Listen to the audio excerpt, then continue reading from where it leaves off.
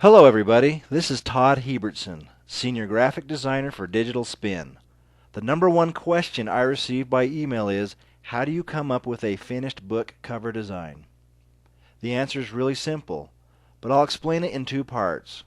First, most designs come from you, the author. Whether you are aware of it or not, you have already subconsciously spent a great deal of time contemplating the subject material for your book cover design. However, most authors who excel in the writing field find they need an experienced artist to bring their vision to life.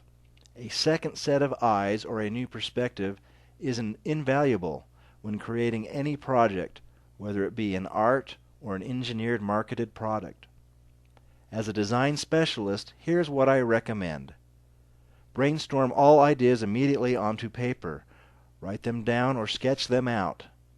Don't worry about the layout or details yet. Spend no more than a half hour of doing this.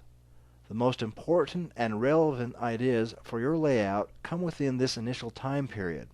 Now stop. Congratulations, you have a starting point to work from. This is now your closet of ideas. Take a break from this brainstorming activity, walk away and come back later.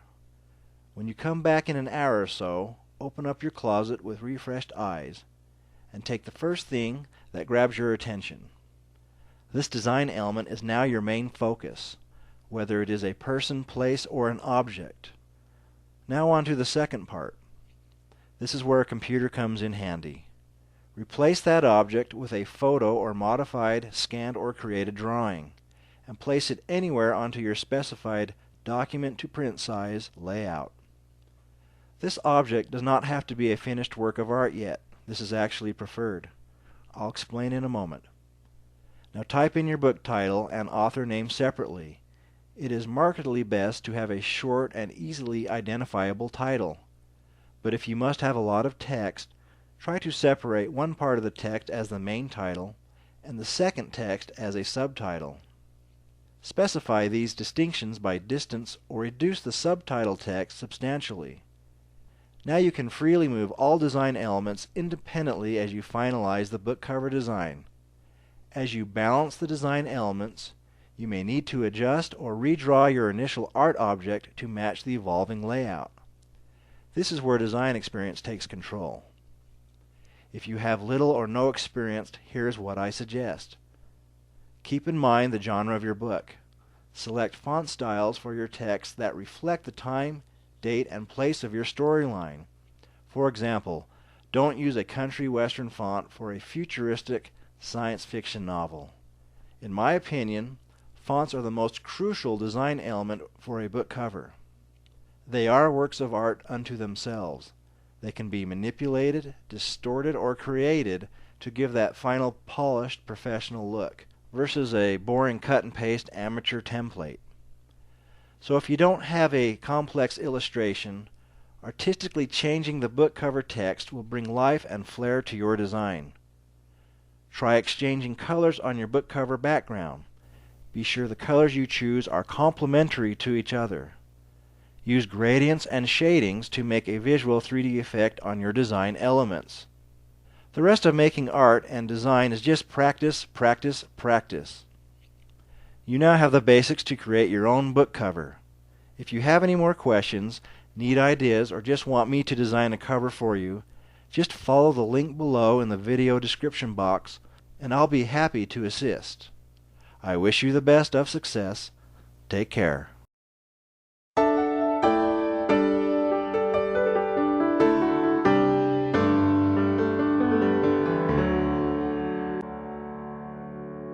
Hey, John Dillon here from visualbroccoli.com.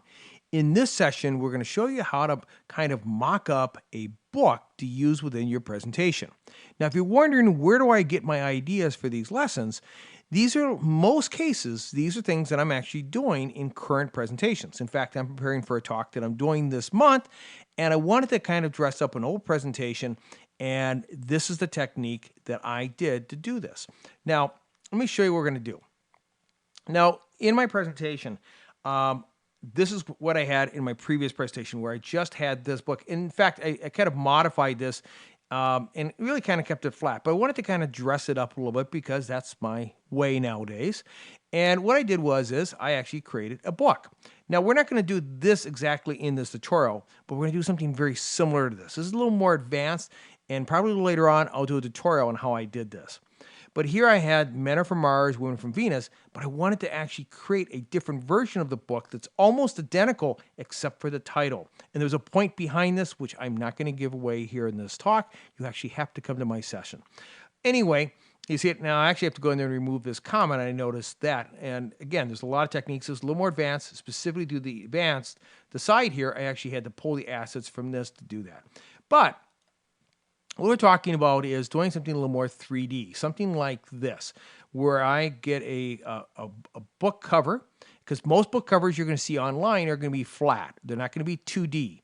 So what I'm going to do is take that book cover, and I have a template you can download right from our website, and you can take this and easily bring it in and make your own book. It's very, very simple.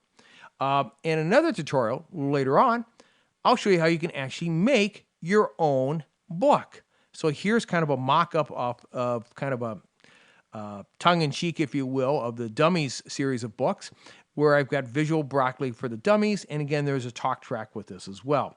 So again, it just kind of adds a little bit different reality to the book. It just kind of dresses it up. Again, just using the book cover in itself would probably still have a nice effect. This is just something that just takes it a step further. So let's jump into Photoshop and use that template to get started. All right, here we are in Photoshop, and just to kind of make this a little more visual, I'm going to go ahead and turn on my background, which I have a tendency to do because it makes it easier to see. So what this is really kind of comprised of is a bunch of different layers, and you can download this template right from the website and use it to your heart's content. So here's my cover right here, and basically this is the template, and there's a drop shadow. We'll get back to that in a second. So this is the template, and what we're going to do is I actually grabbed another book cover. And the one thing is trying to get the largest size image. And this is still going to be a little bit smaller. We're going to do something that's not ideal, but it will work for our purposes. I'm going to just go ahead and drag this layer over to here and make sure it's on top. And I want to make sure it's on top of the book. And there we go.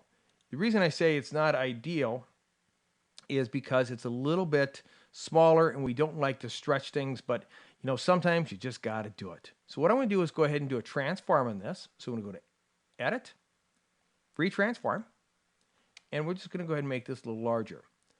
Now, in itself, it's not quite done here. So what I want to do here is, in fact, I'm going to go ahead and turn off this layer here. And I'm going to go over here, and I'm going to drop the opacity to about, I want to be able to see what's behind it. That looks good, around 69%, 70% looks great. Now we're going to do a transform again. So we're going to go ahead and line this up with our template. So I'm going to go Edit, Free Transform. And what I'm going to do here is I'm actually going to hold down the Control key or the Command key in the Mac, and I'm just going to move this up manually. So I'm going to kind of match it up here and do the same here. And you might have to zoom in a little bit so you can see a little easier, but I've kind of got it down here. Bring this up. And let's see how we're looking. That's looking pretty good. The template really makes it easy. In fact, let's go ahead and just look over here. This doesn't look quite right to me down here. No, it's not too bad. It's a little off. So I'm going to use a shortcut to transform again. I'm going to hit the Control key or Command key and just bring this down just a little bit. And hit Enter. And that's looking pretty good. That was pretty simple. So I'm just going to zoom out. I did a Control 0 there. I'm going to turn my shading on here. And that just kind of makes it a little more realistic. And lo and behold, we are all done. Now, there's a few things we can do with this. Let me just show you one other thing. I'm going to do one more thing. I'm in Photoshop. And Photoshop's kind of got a neat feature here. And that's going to be, I'm going to actually bring this layer down here. And I'm going to call this Shadow Page. And I'm just going to turn that layer on, which you can't see right now. I'm going to go over here and grab my image, my front page or cover. And I'm going to go ahead and transform again. So I'm going to do Control T or Command T. And what I want to do here is going to right click. I'm going to do the warp tool. The warp tool really works well for this. I'm just going to grab this corner and bring it out just a little bit. And what I'm trying to do is kind of give it a realistic image. So if I was actually to set this book up, it would actually kind of, sometimes the cover would just open up a little bit. Now I'm also noticing something else down here. My shadow and my cover aren't quite matching up. So you may have to, do some fudging here and just come down like that. There you go. I'm just using the arrow keys. And there we have it. Now all I have to do is turn off the background layer and save this as a PNG file, which we've done in a lot of tutorials. And if you don't remember how to do that, just go File, Save As, and make sure you save it as a PNG file. Right down here. And there it is. Well, I hope you enjoyed this tutorial. Again, it's just a little something just to kind of dress up your presentation. And for the most part, I've done most of the work for you, so you can just bring it in. In another tutorial, I'll actually show you how I made the template so you can apply this. Well, until the next time, hope you always find unique ways to make your presentations more editable for your audience. Take care.